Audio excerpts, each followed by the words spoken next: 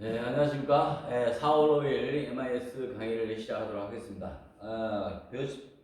페이지 64쪽이 되겠습니다. 64쪽. 유통정보에 대해서부터 시작을 할게요. 유통정보라는 것이 과연 뭐냐? 그죠? 인포메이션. 그죠? 인포메이션, 이렇게 되어 있는 거죠. 유통정보. 정보라고 하는 것도 저번 시간에 얘기했고, 유통이라는 것도 저번 시간에 얘기했어요. 정보라고 하는 것은 교재에 있듯이 어떤 행동을 하기 위해서 의사결정을 목적으로 수집된 각종 자료를 처리해서 얻는 것을 우리가 정보다 이렇게 얘기를 합니다. 그죠? 그래서 그 중에서 자료라고 하는 거, 또는 정보라고 하는 거, 지식이라고 하는 것들도 교재 64쪽, 65쪽에 나와 있어요. 그래서 자료를 먼저 보시면, 자료는 인간이 이해를 하고 유용한 형태로 처리되기 전 있는 그대로의 사실이나 기록들을 우리가 자료다, 데이터 이렇게 얘기를 합니다. 그렇죠? 그래서 어떤 현상이 일어난 사건이나 사실 그대로 기록한 것으로서 여러 가지 문자나 기호 이런 것들로 표현된다. 이렇게 우리가 알 수 있습니다. 그래서 자료가 의미하는 형태로 처리된 경우에 비로소 우리가 이것을 정보, 인포메이션이다 이렇게 얘기를 합니다. 그 다음에 두 번째는 지식, knowledge는 이와 같은, 그죠? 데이터와 같은 동종의 정보가 집적이라고 하는 것은 모아 쌓아두는 걸 얘기하죠. 일반화된 형태로 정리된 것으로 어떤 특정 목적의 달성에 유용한 추상화가 되고 일반화된 정보, 이것을 우리가 얘기한다 이렇게 볼 수 있습니다. 그래서 우리가 일반적으로 볼 때 이 정보화, 그죠?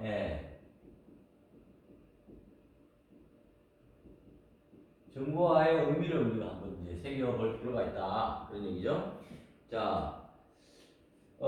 정보가, 지금은 세상이 정보가 중심이 되어서 만들어내는 그런 정보화 사회를 우리가 얘기합니다. 그래서 이 정보가 빠른 나라, 그죠? 정보화가 시스템화되어 있는 나라가 잘 사는 나라, 선진국이 될 수 있다 이렇게 볼 수 있습니다. 그래서 과거에 농업사회라든지 공업사회 같은 경우는 물질이나 에너지 이런 것들이 중요한 자원이 되고 힘이 되고 파워가 되지만, 요즘 세상에, 즉 21세기에는 이러한 정보가 그 국가의 어떻게 보면 생존을 좌우할 수 있는 그러한 중요한 에너지 자원이 된다 이렇게 볼 수 있습니다. 그래서 이 정보라고 하는 것은 두뇌 전쟁이다, 그죠? brain war라고도 얘기를 합니다. 두뇌 전쟁. 그래서 이런 두뇌 전쟁은 어떤 형태로 이루어지느냐 그런 얘기죠. 이 정보화는 결국에 두뇌 전쟁으로 이어지고요. 또 이 두뇌 전쟁이 결국 무엇을 뒷받침하느냐라는 것을 우리가 보면은 통신 산업의 발달로 이루어진다 이렇게 우리가 볼 수 있습니다. 형태가 여러 가지가 있지만 일단은 이러한 형태로서 우리가 집약될 수 있다 이렇게 볼 수 있어요. 그래서 정보화는 결국에 정보통신의 네트워크가 사회의 모든 곳으로 뻗어나가 가지고 정보를 매개체로 하는 그런 형태로 이루어져 있다 이렇게 볼 수 있습니다. 그것이 확장이 되면 인간들이 쾌적하고 효율적이고 창조적인 편안한 생활을 우리가 누릴 수 있는 것이 바로 이러한 정보화 사회다 이렇게 볼 수 있습니다. 그래서 정보가 산업과 사회 발전의 중심이 되어가는 것, 이것이 바로 정보화 사회다 이렇게 볼 수 있습니다. 그래서 정보가 산업과 경제 발전의 중심이 되어가는 것, 이것을 우리가 정보화 사회다 이렇게 볼 수 있습니다. 어쨌든 이 정보 사회가 주는 여러 가지 이제 그 단점들이 있고 그런 그 장점들이 있습니다. 그래서 이 정보가 만약에 없을 때 우리가 살았던 시절에는 여행을 가려고 할 때도 뭐 책이나 또는 지도, 그 다음에 갔다 온 사람들 어떤 그 경험담, 라디오, 텔레비전, 신문 이런 것을 이용을 하고 거기 가서도 정확하게 잘 못 찾으면 거기 현지인들에게 물어볼 수밖에 없었죠.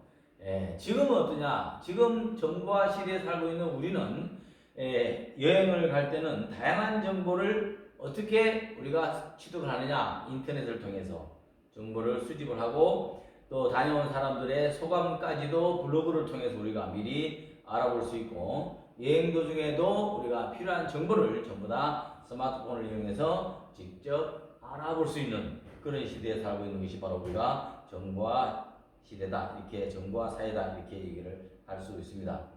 그래서 이러한 그 이제 삶의 방식이 너무나 달라졌다, 이렇게 볼 수 있어요. 그죠? 그래서 정보 활용 능력을 갖춘 사람, 그죠? 젊은 사람들은 이러한 정보 활용 능력이 탁월합니다. 그래서 자기에게 맞는 필요한 정보를 캐치를 해서 알맞게 이용하는 능력을 우리가 정보 활용 능력이다, 이렇게 얘기를 합니다.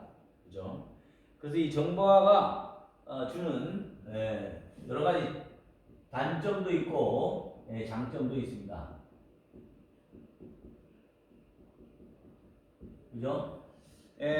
뭐 장점이라 하면 첫째는 정보화로 인해 가지고 우리 생활이 아주 편리해졌다. 생활이 아주 편리해진 거죠. 필요한 정보나 그런 그 소식을 바로바로 인터넷을 통해서 우리가 주고받을 수 있고요. 교육이라든지 뭐 인터넷 뱅킹이나 상거래, 그 다음에 여가 활동 이런 것들을 우리가 다양하게 빠른 시일 내에 우리가 가까이에서 접해서 활용할 수 있는 그런 장점이 있다. 그리고 무선 인터넷 기술을 이용하면 언제 어디서나 필요한 정보를 얻거나 소식을 주고받을 수 있는 그런 시대에 살고 있기 때문에 이것이 하나의 장점이 될 수도 있다. 더 나아가서 이러한 그 장점으로 더 나아가서는 다양한 사람들이 가상 공간에서 서로 관계를 맺고 의사소통을 할 수 있는 그런 수준까지 지금 와 있다, 이렇게 볼 수 있습니다. 그래서 인터넷에 있는 정보를 이용해서 사람들과 관계를 하게 되고 스마트폰을 이용해서 의견을 나누고 정보를 교환하는 그런 시대에 살고 있다, 이렇게 볼 수 있습니다. 이것이 하나의 큰 장점이 되지 않느냐, 이렇게 볼 수 있고요. 그러나 모든 것이 다 단점은 있죠. 단점으로는 어떤 것을 추가로 우리가 볼 수 있냐? 그 많은 정보들, 그죠? 정보 과부하라고 그러죠. 그 많은 정보들이 과연 좋은 점만 있을까? 나쁜 점도 반드시 우리 인간에게 해가 되는 정보도 있을 수 있고, 그죠? 그 다음에 왜곡된 정보, 그죠? 왜곡된 정보.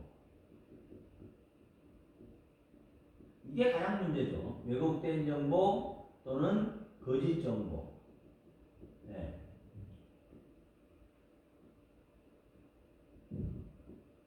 왜곡된 정보, 그 다음에 거짓 정보, 그 다음에 개인의 사생활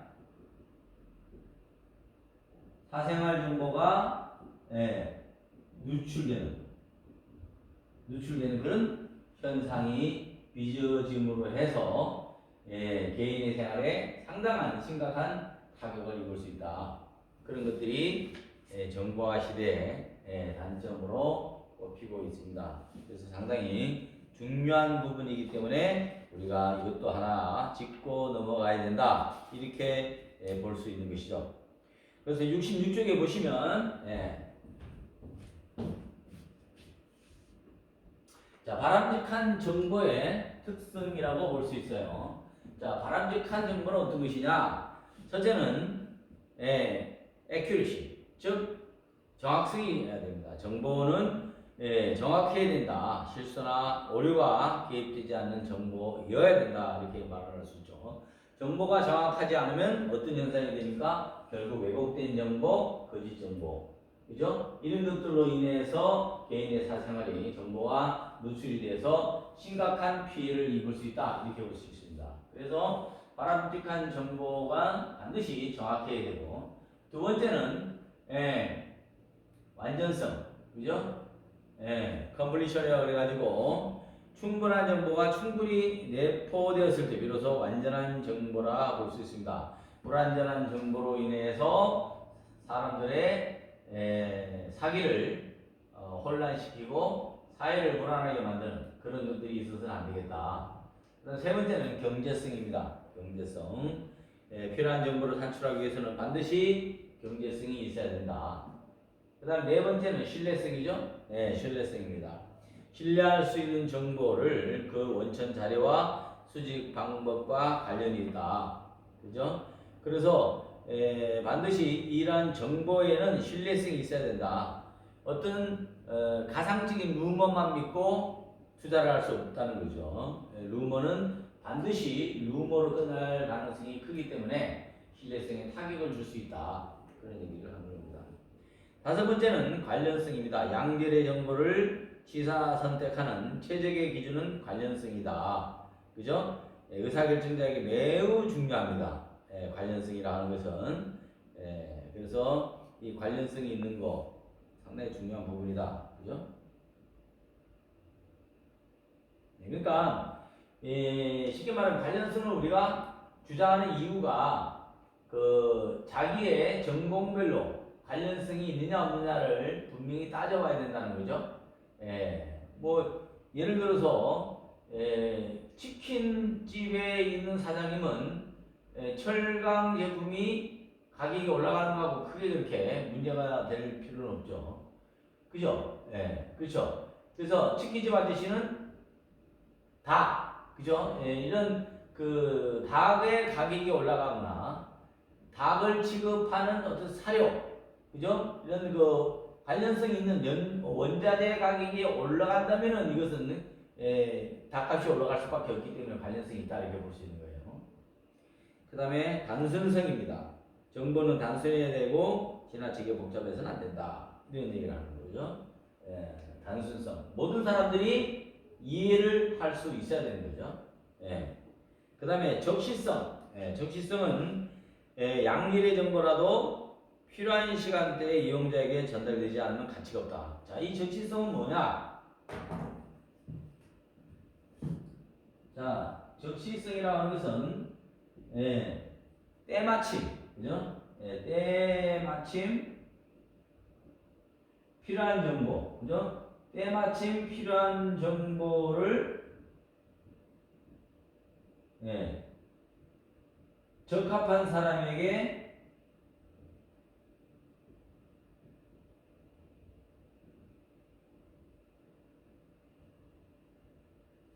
전달하는 거죠.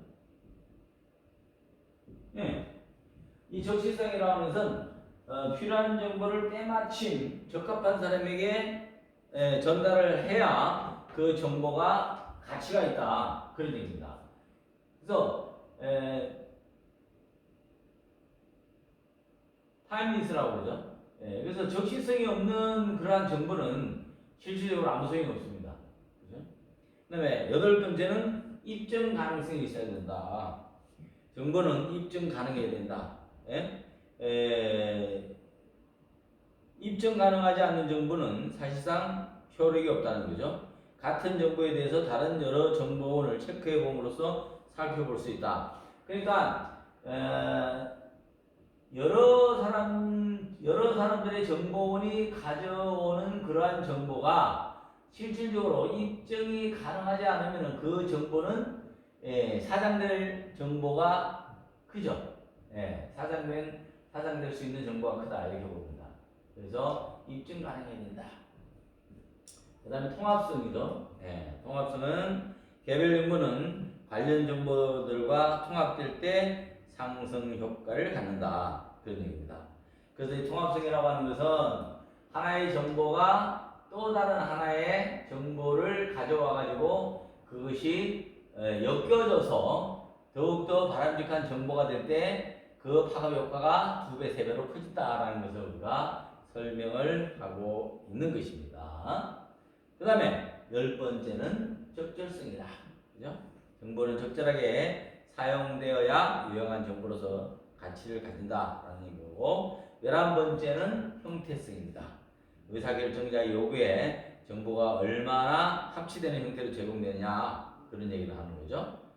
그 다음에 12번째는 누적 가치성입니다. 정보는 생산, 축적될수록 가치가 커진다. 그래서 정보라고 하는 것은, 그죠? 쌓이고 쌓여서, 그것이 바람직한 정보가 될 때는 상당한 가치가 된다라는 얘기를 하는 것이죠. 그 다음 13번째는 매체의 의존성이다. 그죠?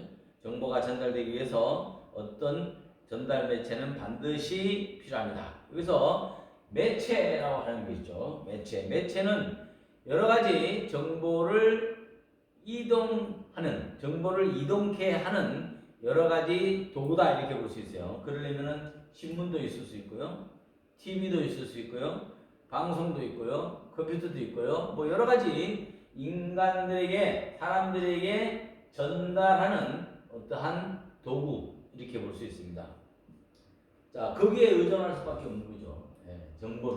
정보는 여기에 의존할 수밖에 없습니다. 그래서 사람과 사람이 전달하는 정보는 그렇게 파급 효과가 없기 때문에 이 정보를 파급 효과가 크게 하려면 매체를 이용할 수밖에 없다. 그런 얘기죠. 그 다음에 14번째는 정보는 결과를 지향한다. 쉽게 말하면 정보는 과정이나 모티브보다 리설트, 결과가 어떻게 나오느냐에 따라서 달라지기 때문에 이런 부분들이 상당히 크다 이렇게 볼 수 있습니다. 그 다음에 67쪽에 정보 가치가 나옵니다. 그죠? 자, 정보 가치에는 의사결정 관점과 사회 변화 관점으로 나눌 수 있어요. 그죠? 의사결정 관점은 의사결정의 관점에서 정보의 가치를 측정하는 것이다. 이렇게 나왔습니다. 그죠? 그 다음에 사회 변화 관점에서는 정보화 시대에서는 정보가 가치 있는 재화로 인식돼서 모든 경제 주체의 효율적인 의사결정에 미치는 필수 불가결한 요소가 되었다. 이렇게 볼 수 있습니다. 첫 번째로 얘기하는 그러한 그 정보에 얼마만큼 가치가 있느냐, 그죠? 소비자나 기업, 국가 등 모든 경제 주체는 지속적인 의사결정을 하고 있다. 그리고 소비자 같은 경우는 합리적인 선택을 해야 되고, 기업은 소비자 욕구에 적합한 상품을 생산하기 위해서 의사결정을 해야 된다. 그런 얘기죠. 그래서 과연 국가도 그렇고 소비자도 그렇고 생산자도 그렇고 각자의 맡은 역할에서 의사결정을 정확하게 제대로 해야 되는 것을 얘기하고 있다. 그래야 정보의 가치가 커진다 이렇게 볼 수 있고요. 사회 변화를 움직이는 관점에서도 정보가 가치 있는 재화로 인식되어야 한다는 것을 얘기를 하고 있습니다. 그리고 정보화 시대에 정보에 대한 가치는 정보통신의 발달로 더욱더 이용도가 높아지고 있는 현상을 우리가 초래하고 있다 이렇게 볼 수 있죠. 자, 그 다음에 이제 정보 과부하가 있어요. 정보 과부하. 자, 이게 뭡니까? 자, 이거는 오버로드죠, 오버로드. 정보가 너무 많아서 정보의 양이 인간의 어떤 그런 그 능력을 초과할 때, 그죠? 정보 과부하다 이렇게 얘기합니다. 정보가 부족해도 문제지만 정보가 너무 많아요. 이러면 결정을 하기가 어렵죠. 정보가 부족을 하게 되면 결정을 못하게 되는 것도 있고, 정보가 너무 많아도 결정하기가 어렵습니다. 올바른 결정하기가 어렵다 이렇게 볼 수 있어요. 그래서 필터링이 안 되는 거죠. 정보가 너무 많으면 필터링이 안 됩니다. 그래서 어느 정보를 선택해야 될지를 인간이 선택을 못하기 때문에 거기서 일어나는 여러 가지 분란을 우리가 가져온다 이렇게 볼 수 있습니다. 자, 5번 가시도록 할게요.